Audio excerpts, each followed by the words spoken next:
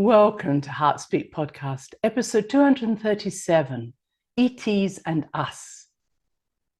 Well, hello there, wherever you are in the world. It's good to be back with you. I hope you've had a good week as we have. And we've just come back from a trip down south from where we live and a visit to Roswell, which is known in this area and perhaps around the world for one of the famous UFO crashes that occurred in 1947. And I wanted to go there to see what was still talked about, whether or not this was a place where there were a lot of ET sightings. And when we got there, it was a fairly, low-grade town. It was just a simple town, but they had a very good museum, which I enjoyed going into, which reflected not only what had happened in Roswell, but really around the world in terms of UFOs and ETs. And interestingly, so I went in thinking, well, maybe they will hide a few things, because I had watched many episodes of Ancient Aliens and listened to Linda Moulton Howe talk about different aspects of the communication that goes on with the governments and ETs. And I'd listened also to Dr. Greer, and he talks about this. So I was pretty, up there with my understanding of the Roswell event. So I was very happily impressed that they had not secured or made different statements. They had actually allowed it to all be seen as it was. So what happened was that around July the 2nd, 1947, there was apparently a thunderstorm, lightning storm, and the locals saw this flash of light and something crash, and it was out in the desert. It's fairly desert-like out there. So they had gone out and they had found this UFO that had landed, and they found these little characters, little beings. I think there were 4 of them. Some of them were dead and some were alive. And it is said that some of the locals walked off with little bits of wreckage. I'm sure they did. But the crash site was quite wide, and first responders came and they were looking at how do we help the survivors of this crash. And then came the military. And of course, this was a very big deal for this area, especially in 1947, where there probably weren't too many people living. And the main guy, maybe one of the firemen, stood up and said, okay, we are reporting a UFO crash in our area. And he went onto the radio and recorded this. Well, very soon the military came in, and by the following day, there was no sign of wreckage, no sign of little people. There was no sign of anything. And there's a very famous recording of this man saying, oh, what it was really just a weather balloon.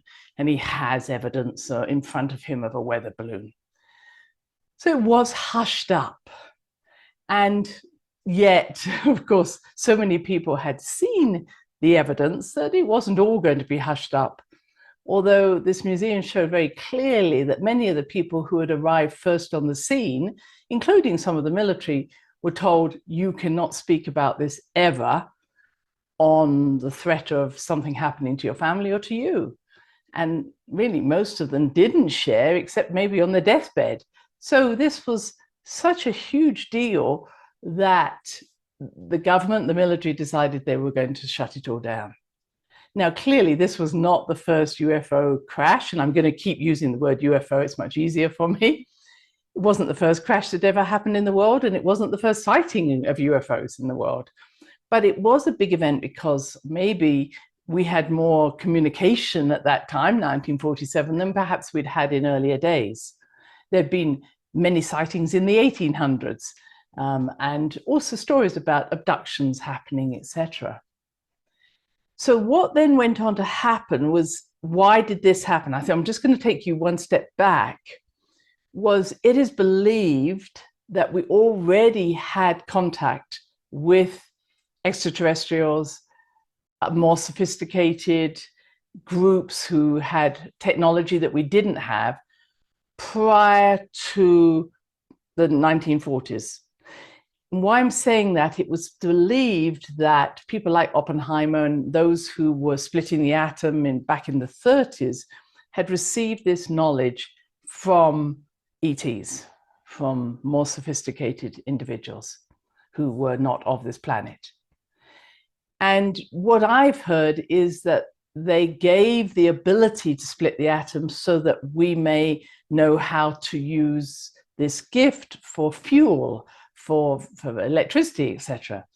But instead, back in the 1941, and of course that was during World War II, the Americans decided that they would go ahead and create an atomic bomb.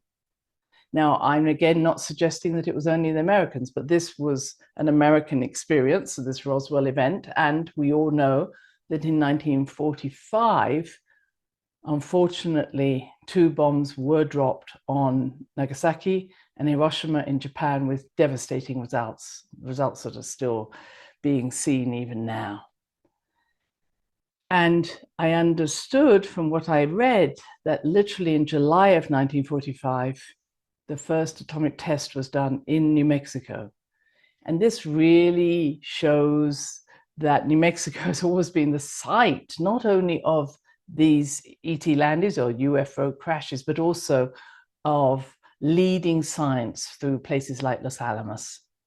So I'm saying here humanity learned how to split the atom for a certain purpose, but instead of using it for that purpose, from about 1941 on, the focus was on creating an atomic bomb, which first was tested in July of 1945, and then, unfortunately, the bombs were dropped in August of 1945.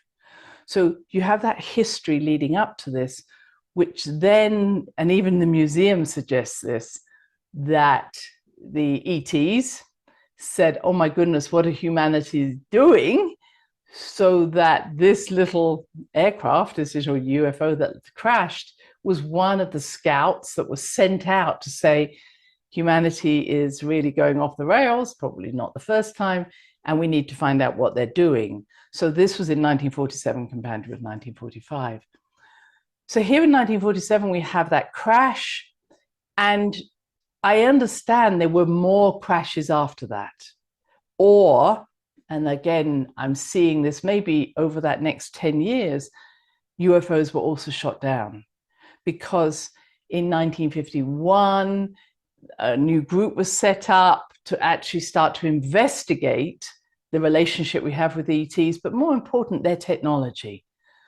And so 1951, that was set up. 1955, another group was set up, and we ended up with a group called MJ12, which is Majestic 12, who were really quite a secret group who still exist, and went behind perhaps the president of that day to say, okay, what can we gain from all the information we're gathering from either crashed UFOs or those that we've shot down? And so you get this sense that from that middle of the 50s, there was a huge interaction, a great connection made, where the technology that was brought this way was used for maybe, who knows, nefarious or beneficial results for humanity.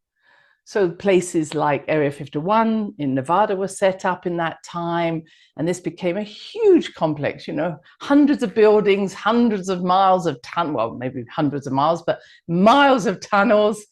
And it is said that between New Mexico and Nevada, there's just tunnels everywhere underneath, cities underneath, but military installments. And I know they've gone even further away from now, Area 51. There were many other installments. It's certainly down probably towards the Sandia Mountains, Kirtland Air Base, etc. Why I'm saying all of this is it's not just happening in America, it's happening everywhere. And I think that the concept is, okay, why do I want to share this? Is because this military knowledge, or this knowledge, is being used. So anybody who says, oh my goodness, there are UFOs in the sky and they may come and attack us, oh my goodness, we better defend ourselves, it's really playing with us. Because most military have already been working with them since the middle 1950s, a long time, 60, 70 years. And then back in I think around 1989, someone leaked more information, I think, from Area 51 saying, Well, we're already working with anti-gravity, new propulsion systems, working antimatter. In other words, the advances by the end of the 80s were remarkable. So the idea that we're still looking for little UFOs with flashy lights, as I like to say, is ridiculous, because even the military know how to mask themselves, shield themselves, move in an anti-gravitational way, which you may have seen recent UFO documents were saying, oh, look, we don't know how to do this. Who could be doing it? Well, you've been doing this for 30 years. So why are we all going, wow, at that time? Now you can hear that I have a great interest in this, really because I believe that we have always been connected to different groups from what we might say outer space, other galaxies, other universes. And this is really where I want us to go. It's not necessary just to say, well, what's going on now? It's also about who are we? Now, before I go there, let's just take a few steps back, because many traditions, indigenous traditions, talk about having come from the stars. Yes, you may have come across how the Aborigines talk about this, how the Hopi talk about the Zunis. Many traditions not only talk about it, but actually have drawn this in petroglyphs. And this museum had various images where someone might have what looked like antennae coming out of their heads, or they may have big eyes. And even in Japan, when I went into the museum there, they had the Jomon people, and the Jomon people were back 14,000 years ago. So I'm really wanting you to get big here. And they had these big goggle eyes. I mean, who were these people? They just call them the Jomon people, but they clearly looked like space people, because they had goggles on and maybe headsets on, and they had, belt on. So clearly, who were these people? They were certainly not just farmers or hunter-gatherers, as everybody wants to convince us that that's where we've come from. So even 14,000 years ago, really across the world, you're going to see different images created. Now, I might go back to places that I might see in Tiwanaku in Bolivia. Now, that's said to be a very ancient site. And there you see these figures. Often they've got their fingers down towards their navel, and everybody says, oh, it must be because they were navel watchers. They watched their umbilicus. But the fact is, now I'm starting to understand that many of these different uniforms, that you could say, that we see on some of the reliefs or the images that are very ancient, are actually showing us not necessarily someone who was naturally here on Earth, but was someone who may have come from another civilization, another galaxy, but were needing to dress themselves in a way that allowed them to adapt to our atmosphere. So they often have a belt on, and you go, okay, there's a belt there, but it's not just a belt. I mean, I have to say, if I was going to, not that I am an artist, but if I was going to draw someone, I may not put so much effort into making sure I draw the belt right, or the neck piece. You might say, well, Christine, you're not a very good drawer. No, I'm not. But the fact is, many of these energies or these images I see are very specific about having a belt, or, as I say, a necklace or a headpiece. And you'll think, why did the sculptor or the person who was doing this make so much of this? And at the same time, you may have come across different images that have what we call a man bag. And I've seen these. I've seen them in Turkey. I've seen them in the Sumerian images. I've seen them in Egypt. And they literally are, you could say, a bag, or I even could say a square bag. It doesn't have to be square, but it's got a handle. And everybody wants to know, what's this man bag, as they call it? And it's always being held by someone. If you've never seen this, just go into Google and look up man bag. But now I'm starting to understand that this may well have been a bag that had some technology in it that allowed these beings from other galaxies, other dimensions, to be able to survive in our environment. So the belt, the man bag, the necklace, whatever, the headset, all of these things were valuable. And it makes sense, because if we're right, there are places, we'll say, places out in other in solar systems, other galaxies, where the light is not as bright as ours. So they have to have light so they can see. And other times their light is too much where they come from, or our light is too much. So they have to wear goggles to quieten it down. So you can understand that maybe, it's such a refined environment here where we have this certain amount of oxygen, a certain amount of nitrogen, a certain amount of gravity. We just went to the moon and we had troubles being there. We had to wear all these spacesuits. So any sophisticated civilization must know how to do this in a way that we're still in the very infancy of wearing a big spacesuit. So when you look at different images, and again, in this museum, they showed Lord Pakal, and Lord Pakal is represented in Palenque. He was seen as one of the lords who ruled the area of Palenque in the Yucatan. And you see him looking as if he is in a spacesuit and sitting in a space capsule. He's leaning back and he's holding different controls. I'm sure they're right.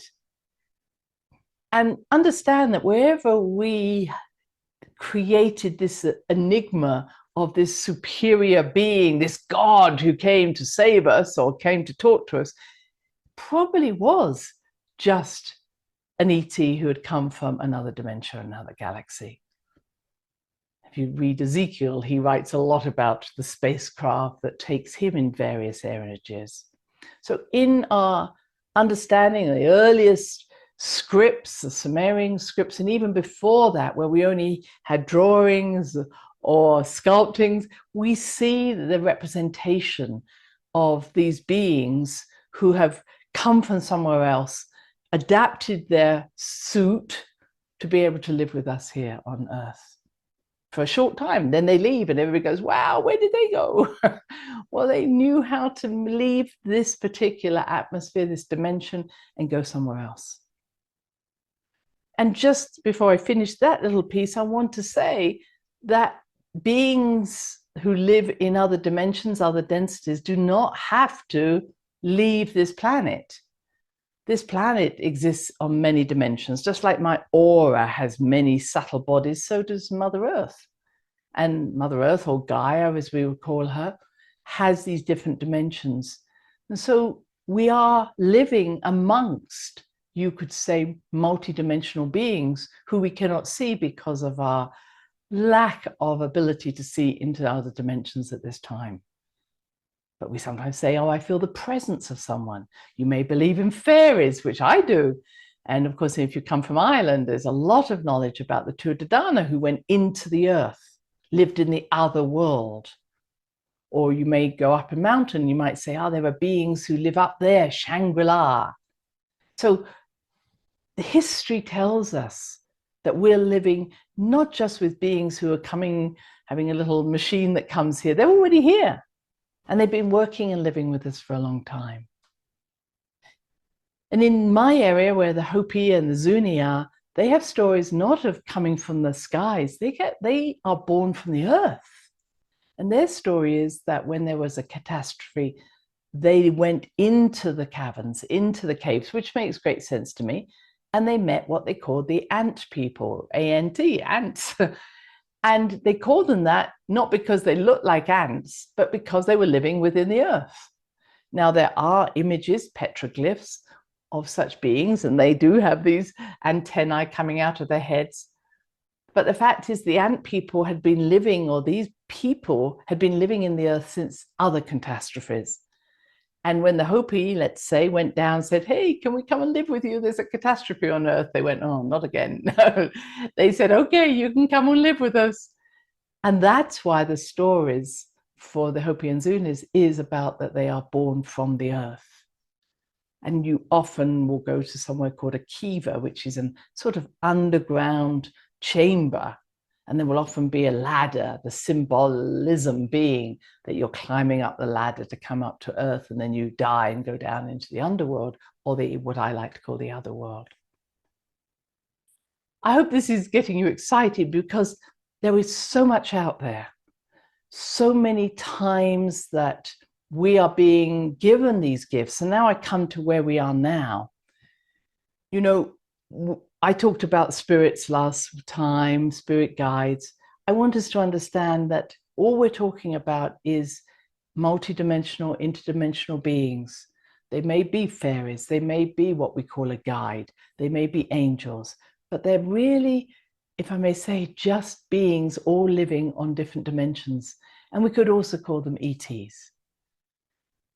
What's most important is that we recognize those energies that resonate with us. I think that's most important. And they are all around us now. They are helping us to waken up.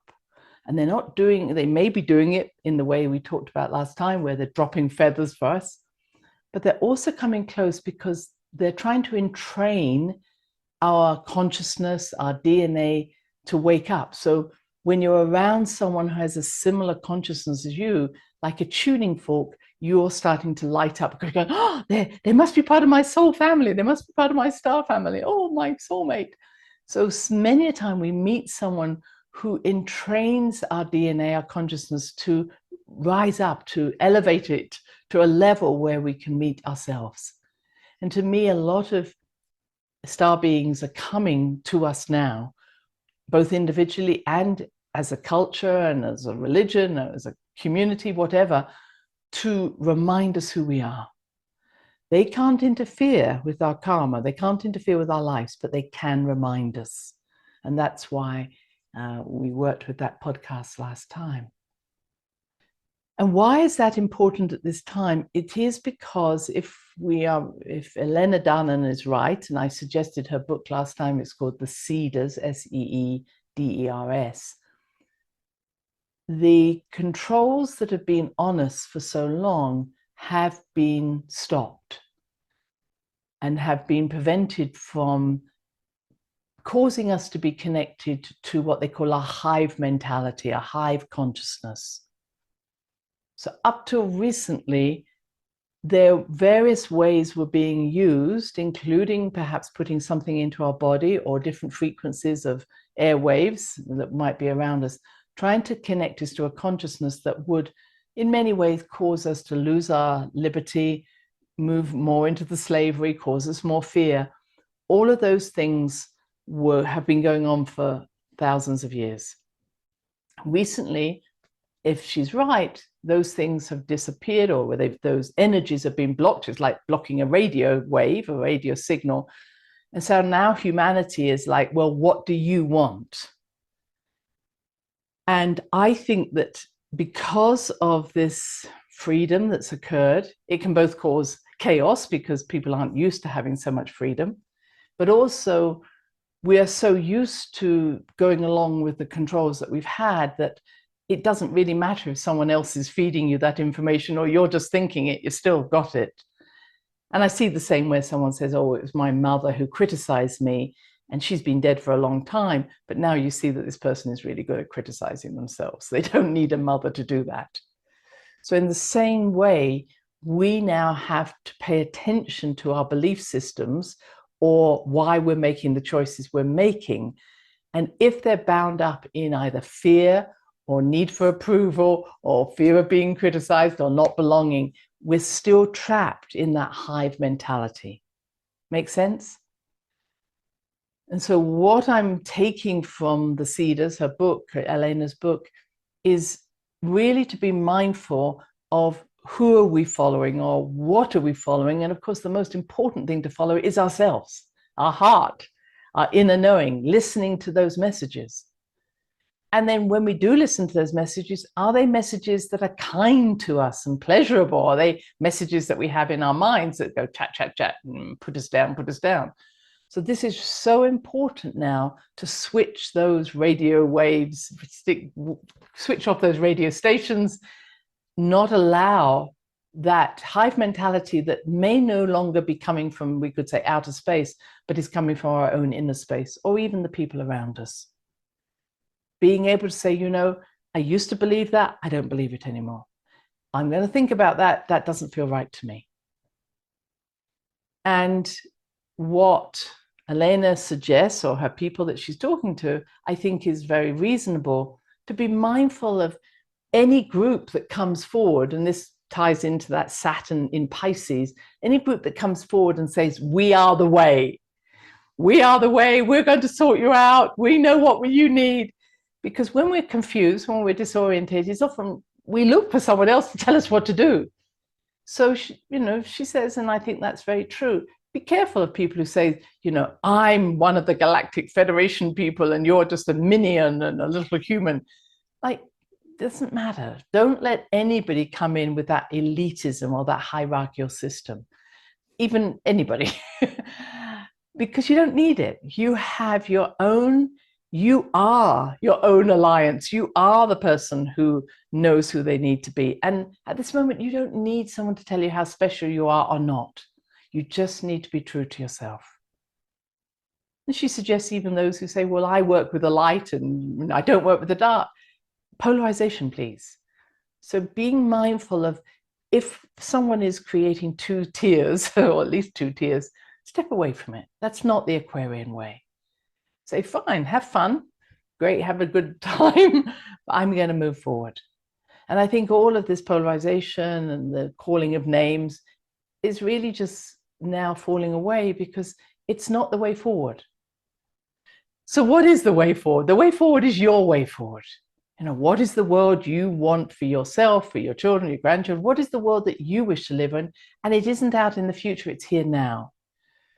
What is the energy? Because it's more about what is the energy you want to put into the world. And to me, it's a very feminine energy. I was listening to some men talk about this, nothing to do with the fact they were men, but they seem to want to organize and have a hierarchy.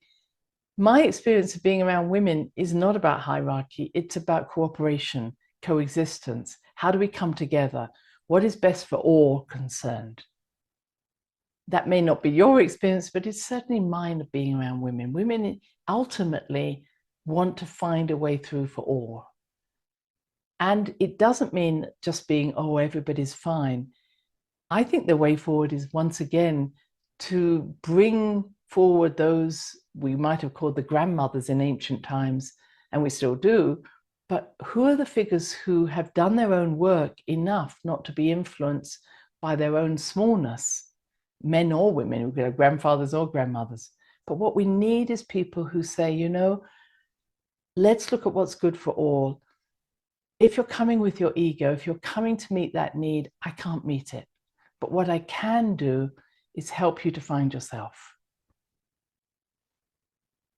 So for us, and I just round it off, we're in this amazingly important time. We are extraordinarily important to the universe because that we have within us the seeds of many different groups, many different species within our DNA, within our blood.